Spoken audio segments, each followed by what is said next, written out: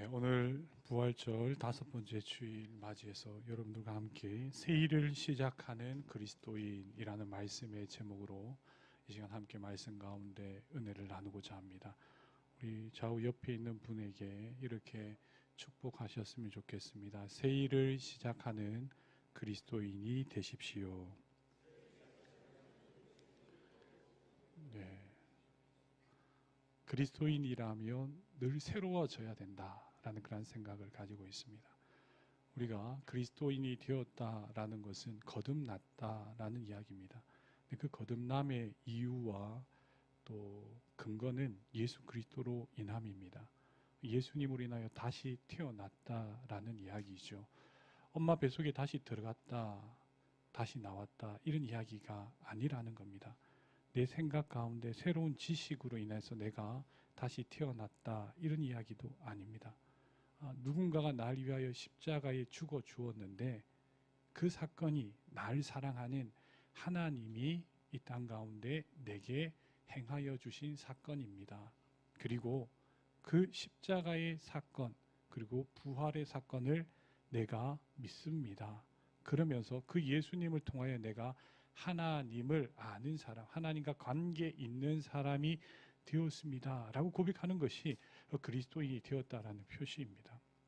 그리고 그 믿음이 있는 사람을 그리스도인이라 합니다. 근데 그 그리스도인이 되었다라는 것은 예수님을 믿기 때문에 예수 그리스도와 함께하는 삶, 예수님과 동행하는 삶, 예수님을 따라 사는 삶이 펼쳐진다라는 겁니다. 여러분 한번 생각해 보십시오. 이 세상이 그런가? 예수 그리스도의 귀한 마음, 또 예수님 하나님을 아는 마음이 많은 사람들에게 없다라는 겁니다. 하나님을 인정치 아니하고 신을 인정하는 사람들도 그리스도 예수의 아름다운 모습을 이 땅 가운데 실천하는 사람들은 많지 않다라는 겁니다. 그런데 그 가운데 그리스도인들이라면 하나님을 아는 지식을 이야기해 주는 일들을 해야 하지 않겠냐라는 거죠. 또한 예수 그리스도를 따르는 모습과 반대되는 삶의 모습과 우리의 문화가 있다라면 이것들을 새롭게 할 필요가 있지 않느냐라는 겁니다. 그리스도인의 삶이라는 것은 늘 새로운 거예요.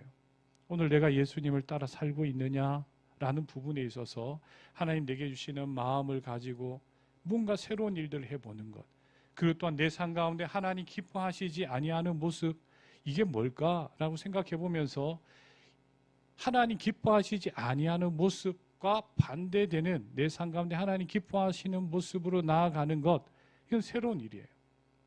많은 사람들이 하나님을 인정치 아니하는 삶의 모습을 지니고 있을 때에 그리스도인들로서 하나님을 인정하는 삶을 살아가고 예수 그리스도의 귀한 모습을 통하여 하나님의 영광을 이 땅 가운데 드러내는 모습은 다른 사람들과는 반대되고 다른 모습이지만 새로운 일이다라고 말할 수가 있다라는 겁니다.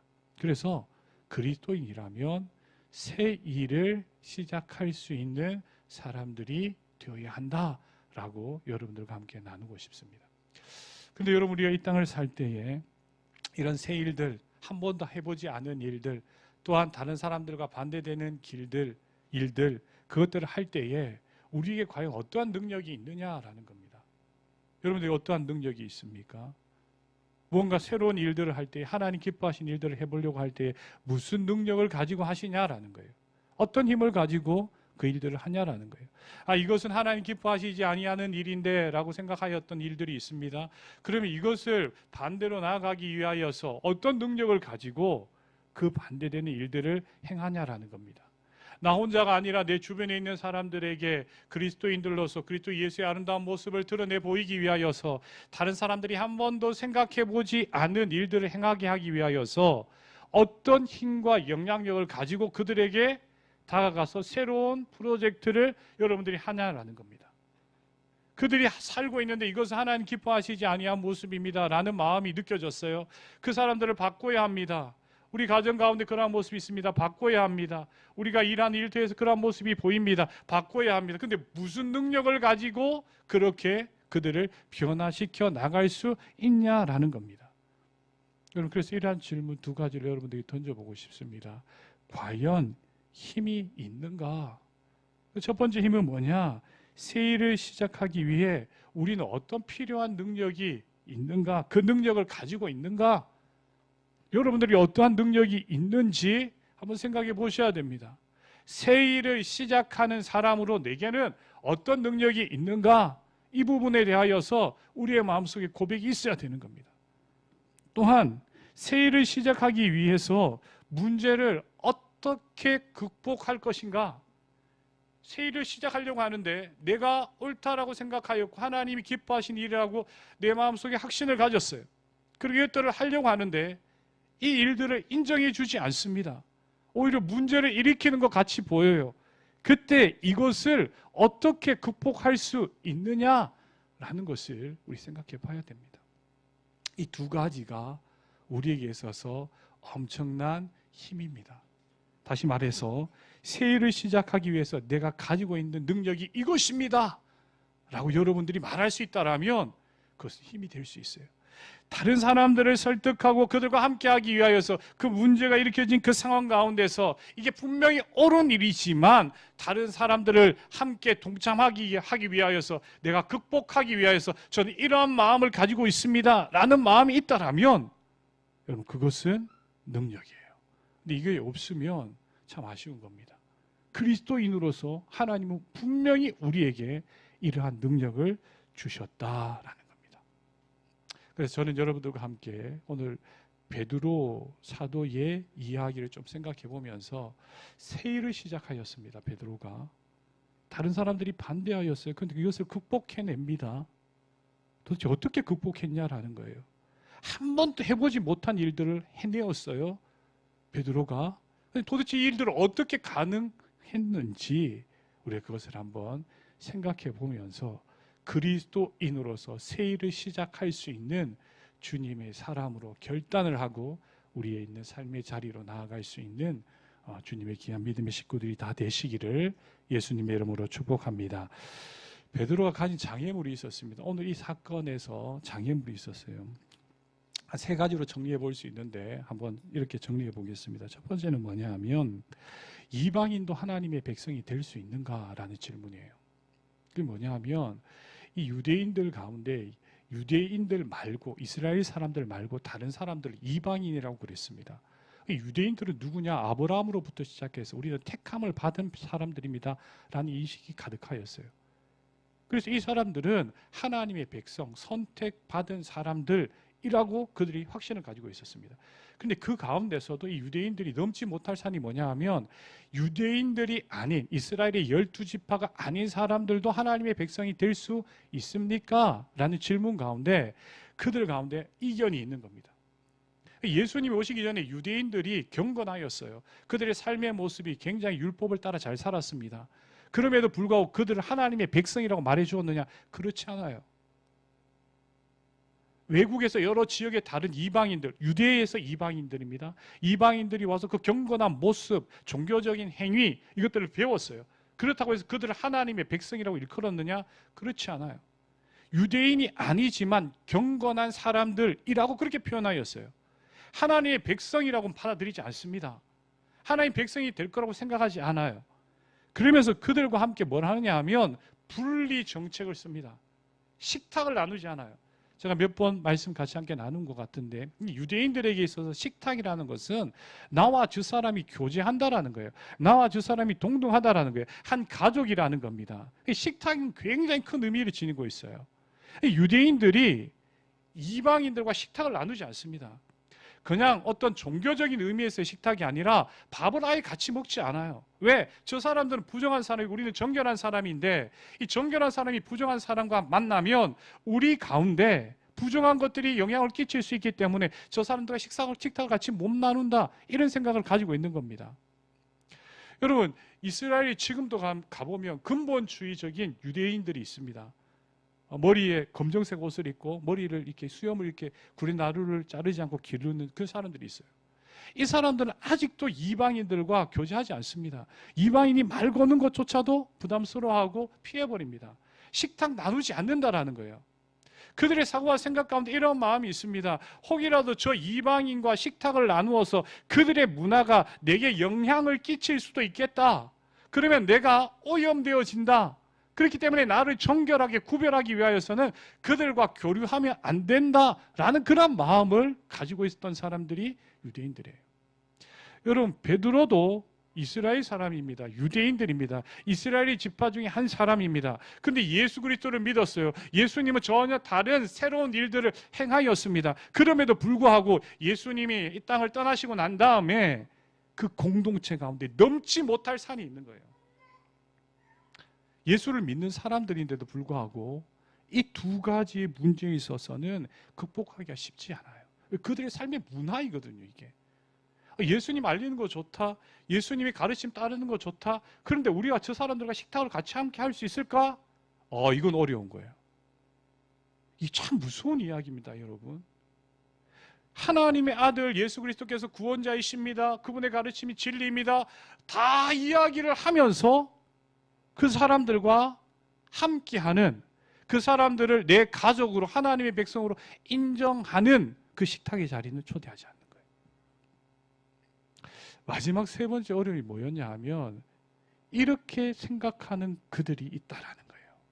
교회 공동체 안에 앞서 말씀드린 예수 그리스도를 믿는 사람들이에요. 근데 이 사람들이 누구냐? 할례파 기독교인들이에요. 할례를 받은 유대 전통주의적인, 예수님을 믿었지만 이 유대의 문화가 가득하였던 그 사람들이에요.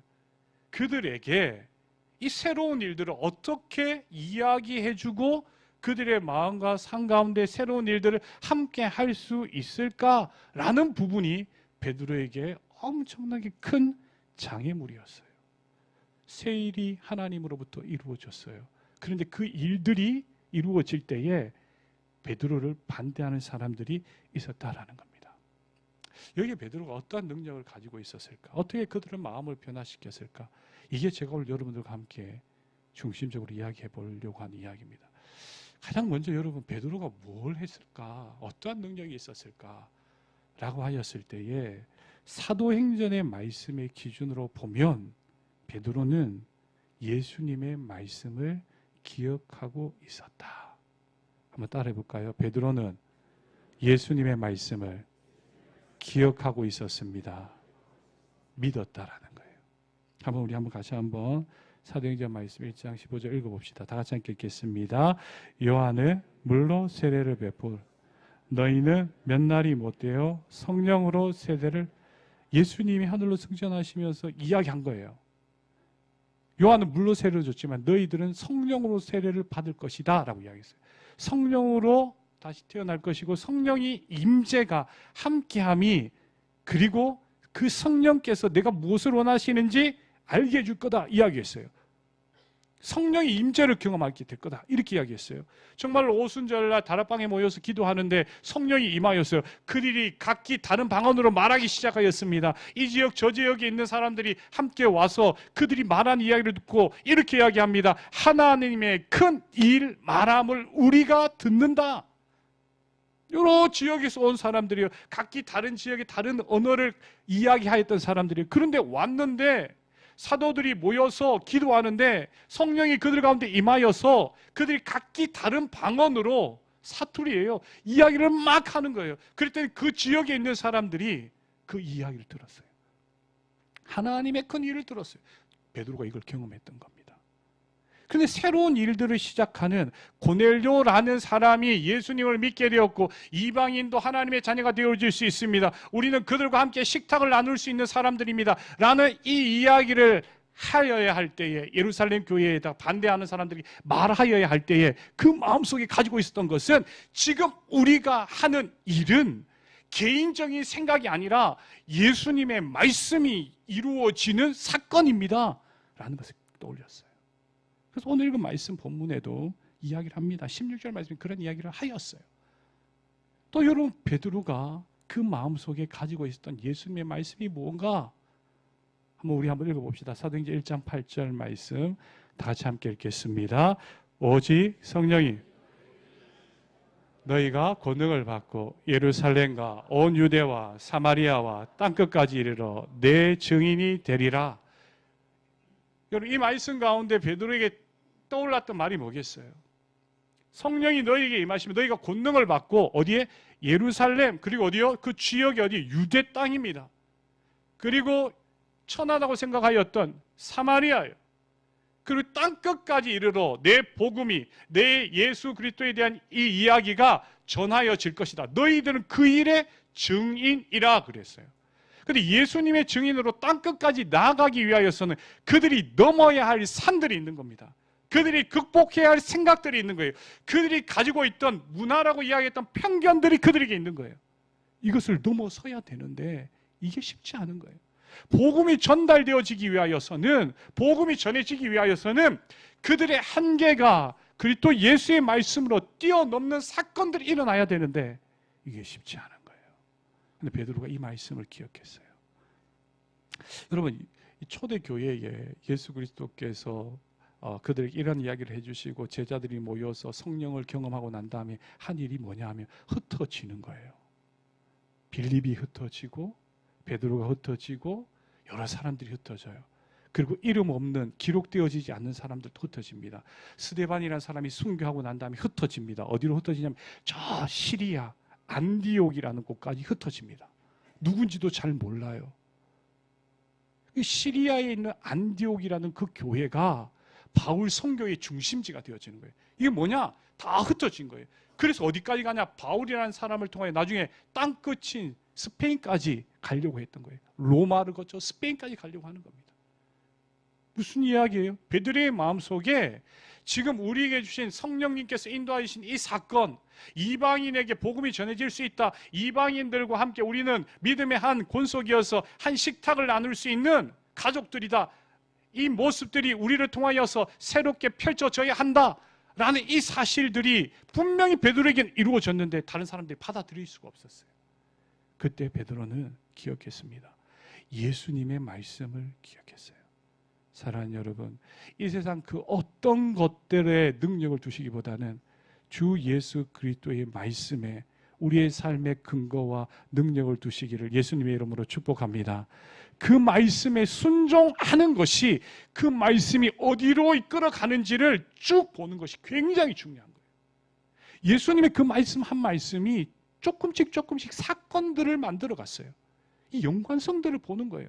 한 사람이 저기 갔어요. 또 다른 사람이 여기 갔어요. 또 한 사람이 저 안디옥에 갔어요. 이상한 일이 일어난 거예요. 고넬료라는 이방인 로마의 군대의 백부장입니다. 이 로마의 군대의 백부장이 어느 날 베드로를 초청해요. 욥바라는 곳에 있었습니다. 우리 지난주 잠깐 나누었지 않습니까? 무두장이, 가죽을 다루는 사람, 그 집에 있었어요. 굉장히 천하게 여겨졌던 그 집에 있었어요. 그때 연락이 왔어요. 사람들이 찾아왔습니다. 물었습니다. 누구입니까?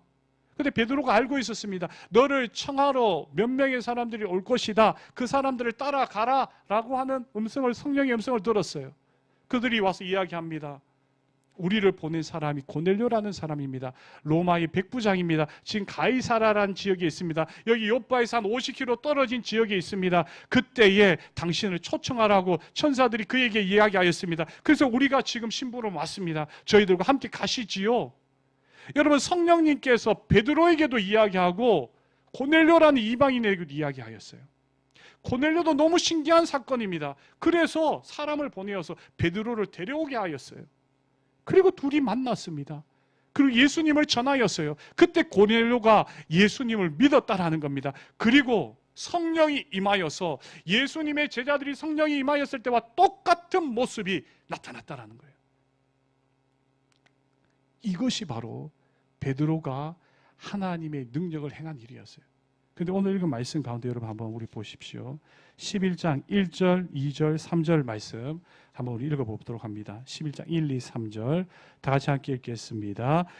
유대에 있는 사도들과 형제들이 이방인들도 하나님의 말씀을 받았다 함을 들었더니 베드로가 예루살렘에 올라갔을 때에 할례자들이 비난하여 이르되 내가 무할례자의 집에 들어가 함께 먹었다. 이해되시죠? 이제 무슨 말인지. 안 되나요? 베드로가 이 사건을 일으켰어요. 그리고 이 소문이 쫙 퍼졌어요. 그는 예루살렘에 있던 유대 그리스도인, 할례받은 그리스도인들이 이 이야기에 대해 뭐라고 하는 겁니다. 야, 왜 이방인 그 사람들과 같이 함께 식탁을 나누었냐? 이 문제를 건 거예요. 어떻게 예수님을 믿었느냐 이거 이야기한 것이 아니라, 어떻게 구원을 받은 이야기한 것이 아니라, 왜 그 사람과 밥 먹은 거야? 이렇게 이야기한 거예요. 왜 그 집에 들어간 거야? 왜 이방인의 집에 들어갔지? 왜 그 사람과 함께 식탁에 교제를 나누어서 이 이야기를 하는 거예요. 그랬더니 거기에서 베드로가 쭉 설명하는데 이게 능력이라는 거예요. 여러분 한번 말씀 몇 구절 찾아봅시다. 여러분 4절 말씀에 보면 이 일들을 베드로가 차례대로 아주 질서정연하게 설명을 합니다. 너무나도 명확한 사건이었기 때문에 설명을 합니다. 여러분 먼저 7절 말씀 읽어봅시다. 다 같이 함께 7절 같이 함께 읽겠습니다. 또 들으니 소리. 간단하게 말씀드릴게요. 환상이 보였어요. 부정한 음식들이에요. 먹으라는 거예요. 못 먹습니다 그랬습니다 베드로가. 왜? 부정하니까. 그랬더니 잡아 먹으라 라고 말했어요. 8절에 보니까 속되거나 8절에 보면 주님 그럴 수 없습니다. 속되거나 깨끗하지 아니한 것을 결코 내 입에 들어간 일이 없습니다. 저 부정한 거 먹지 않습니다 라고 이야기했어요. 그때 하늘로부터 두 번째 소리 나서 이야기합니다. 9절 같이 함께 읽어봅니다. 다 같이 함께 읽겠습니다. 또 하늘로부터 두 번째 소리 있어 내게 이르되 하나님이 깨끗하게 하신 것을 내가 속되다고 하지 말라. 하나님이 깨끗하다고 하신 것을 네가 속되다고 하지 말라 라고 이야기했어요. 베드로가 이야기했어요. 그냥 알겠습니다 이렇게 한 것이 아니에요. 그 마음에도 갈등이 있었다라는 거예요. 물었습니다. 저 이때까지 부정한 거 먹은 적이 없어요. 그랬더니 하나님께서 야 그거 부정한 것 아니야. 내가 깨끗하게 한 것이야. 먹으라 라고 이야기한 거예요. 베드로 이 일들을 3번을 경험하였어요. 그리고 난 다음에 그 사람에게로 따라갑니다. 사람들이 찾아왔어요. 이 환상을 보고 난 다음에. 그럴 때 그를 따라가야 될지 말아야 될지 고민할 때 여러분 12절 말씀 한 번만 우리 다 읽어볼까요? 12절 다 같이 함께 읽겠습니다. 성령이 내게 명하사 아무 의심 말고 함께 가라 하시매 이 6 형제도 나와 함께 가서 그 사람의 집에 들어가네. 베드로가 여기 앞에 여러분 주어가 뭔지를 잘 보십시오.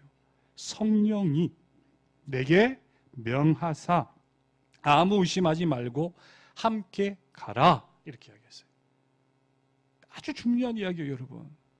베드로의 능력은 뭐냐? 예수님의 주신 말씀을 가지고 있었습니다. 그리고 일들이 일어나는 것을 초대교회에 일어나는 사건들 그 연결지어지는 일들이 이상한 흐름이 만들어지는 것을 보았어요.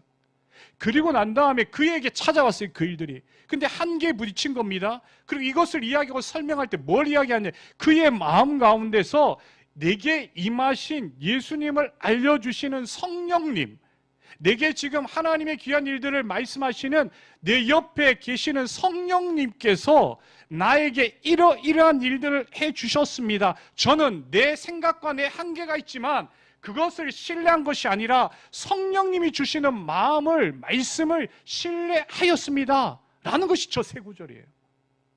예수님을 알게 하여 주시고 그리스도인들의 삶의 가이드 역할을 하시는 성령님께서 정말로 제 옆에 살아 역사하여 주셔서 이런 일들이 나타났습니다 라고 이야기했어요.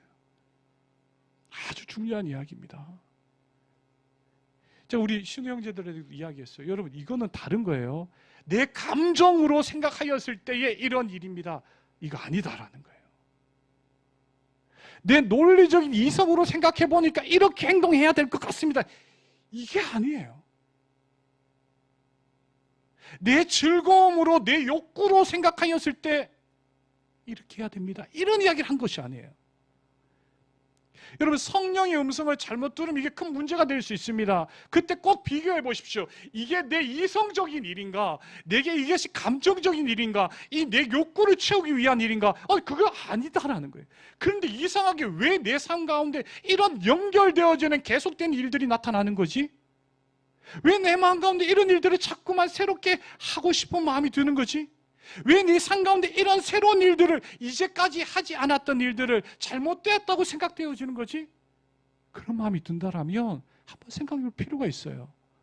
이게 예수 그리스도를 믿고 하나님의 자녀가 된 내게 성령님께서 말씀하시는 것이 아닌가?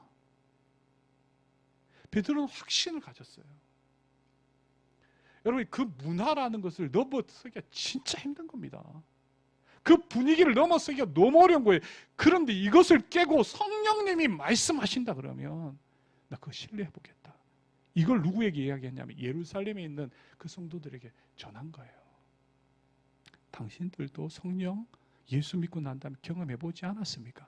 그런데 아직까지 선을 쳐놓고 있지 않습니까? 그들과 식탁 교제 나누지 않고 있지 않습니까? 근데 이거를 하나님께서 넘기를 원하십니다. 그게 새 일입니다. 그래야 땅 끝까지 복음이 전해질 수 있습니다. 예수님의 말씀입니다. 이야기한 거예요. 이게 베드로의 능력이다라는 거예요. 그리스도인의 능력이 여기에 나오는 거예요. 그럼 마지막 하나, 베드로가 간증을 합니다. 오늘 읽은 말씀 가운데 여러분 우리 17절 말씀을 한번 읽어보면 좋겠습니다. 17절 우리 다 같이 함께 읽어보도록 합니다. 다 같이 함께 읽겠습니다. 그런즉 하나님이 우리가 주 예수 그리스도를 믿을 때에 주신 것과 같은 선물을 그들에게도 주셨으니 내가 누구이기에 하나님을 능히 맡겠느냐 하더라. 여러분, 하나님이 우리에게 선물 주신 것처럼 그들에게 줬다는 거예요. 내가 그거 봤다라는 겁니다. 나에게만 준다고 생각했는데 아니라는 거예요. 이방인 로마의 백부장에게도 주시더라는 거예요. 그러면서 이렇게 이야기하는 거예요. 하나님이 그들에게도 선물 주시는데, 하나님이 그들도 사랑하신다는데, 하나님이 저 사람 우리 안 된다고 생각하는데 그 사람에게도 하나님이 은혜를 주셨는데 내가 누구이기에 하나님을 능히 맡겠습니까? 내가 누구길래 도대체 하나님을 맡을 수 있겠습니까? 우리가 누구이길래 하나님이 새 일을 행하시는 것을 맡겠습니까? 우리가 얼마나 똑똑하기에 하나님이 하신다는 일을 맡겠습니까? 우리가 얼마나 많이 가졌길래 하나님이 하신 일을 막을 수가 있겠습니까? 아무도 못 막습니다. 이 일들은 하나님이 하시는 일입니다. 하나님이 하시면 됩니다. 하나님이 하시기에 우리는 거기에 순종하고 따라야 합니다. 새로운 길들을 내어야 합니다. 이 이야기를 한 거예요. 말씀을 맺어볼게요. 오늘 말씀 가운데 여러분 한번 적용을 잘 한번 생각해 보시고, 새 일을 시작하는 그리스도인 누구일까?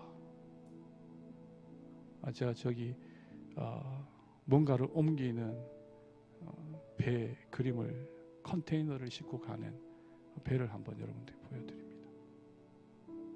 우리는요, 내 자신, 가정, 이 세상에서 하나님의 말씀을 신뢰하고 성령님의 인도하심을 따라 하나님의 새 일을 하는 사람들이에요. 눈에 보이기는요, 저 컨테이너 안에 뭐가 들어있는지 잘 몰라요. 어마어마한 게 담겨져 있어요. 근데요, 이게 도착해서 컨테이너 문 열고 배달되어지잖아요. 그러면 그 사람들이 원하였던 물건들이 막 들어가는 거예요. 우리 누구냐? 이 일하는 사람들이에요. 우리가 하는 것이, 우리가 갖고 가는 것이 뭔지 잘 몰라요. 근데 이 컨테이너 문이 딱 열리잖아요. 깜짝 놀라요. 그게 누군가에게 주어지잖아요. 그러면 어마어마하게 그들이 새로운 일들을 경험하게 되어져요. 이 일을 어디서 해야 되느냐? 내 자신에게 먼저 해봐야 돼요. 이 일들을 어디 해야 되느냐? 우리 가정에서 해봐야 돼요. 똑같은 방법으로 이때까지 살아서 쓰러졌는데 또 그렇고 하고 있어요. 성령님은 계속해서 우리의 마음속에 이야기해 주시고 새로운 방향들을 말씀해 주시는데 이건 따르지 아니고 내 이때까지 그것을 가지고 있어요. 여러분, 이거는 새 일을 시작하는 것이 아닙니다. 우리가 살고 있는 세상, 일터, 내 이웃들 간에 우리가 해야 할 것이 뭐냐라는 거예요. 성령님 지금 또 말씀하십니다. 예수님 우리에게 충분히 말씀해 주셨어요.